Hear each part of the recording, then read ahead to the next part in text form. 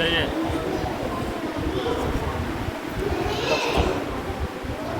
उधर बैठो। देखिए, शारदीय नवरात्रि की नवमी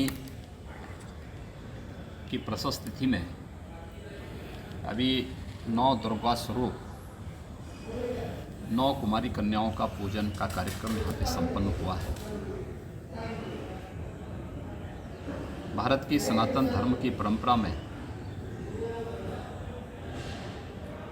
मातृशक्ति के प्रति भारत की क्या सनातन आस्था रही है, उसका प्रतीक है कुमारी कन्याओं के पूजन का एक कार्यक्रम।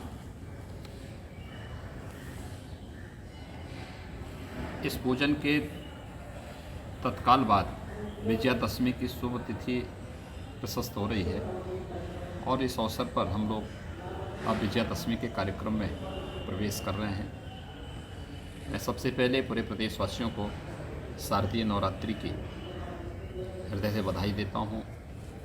हमारी कन्याओं का पूजन का कार्यक्रम आज अभी संपन्न हुआ है। इस अवसर पर 9 दुर्गा स्वरूप की अपनी सभी कन्याओं को हृदय से बधाई देता हूँ। उनके पूजन का एक कार्यक्रम सम्मान यहाँ पे अभी संपन्न हुआ है। ये बेटियों के प्रति, कन्याओं के प्रति भारत की सनातन आस्था को प्रदर्शित करता है। इसके साथ ही हम लोग अब विजयादशमी के कार्यक्रम के साथ प्रवेश कर रहे हैं। मैं पूरे प्रदेशवासियों को विजयादशमी की भी हृदय से बधाई देता हूँ, अपनी शुभकामनाएं देता हूँ। सत्य, न्याय और धर्म की विजय का प्रतीक विजयादशमी हमेशा हमें सत्य के मार्ग पर चलने,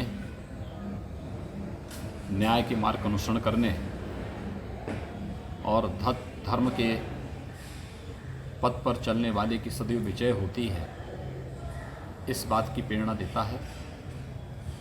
कहते हैं आज के दिन ही मर्यादा पुरुषोत्तम भगवान श्री राम ने लंका पर विजय प्राप्त करके त्रेता युग में धर्म, सत्य और न्याय की स्थापना के लिए राम राज्य की स्थापना की थी। राम राज्य की उस अवधारणा को, जिसमें व्यक्ति व्यक्ति में कोई भेदभाव न हो, जिसमें जाति, मत, मजहब, क्षेत्र, भाषा के आधार पर किसी के साथ कोई भेदभाव न हो, सर्वे संतु निरामया, सर्वे संतों की भावना के साथ सबके कल्याण का मार्ग प्रशस्त हो। आज की भारत सरकार आदरणीय प्रधानमंत्री मोदी जी के नेतृत्व में सर्वे भवन्तु सुखिनः, सर्वे सन्तु निरामया के भाव के साथ सबका साथ, सबका विकास और सबके विश्वास के भाव के साथ कार्य कर रही है। शारदीय नवरात्रि और विजयादशमी का यह पर्व हम सबको इन सब कार्यों के प्रति निरंतर प्रेरित करती है, आगे बढ़ने के लिए एक नया उत्साह, एक नया उमंग प्रदान कर रही है।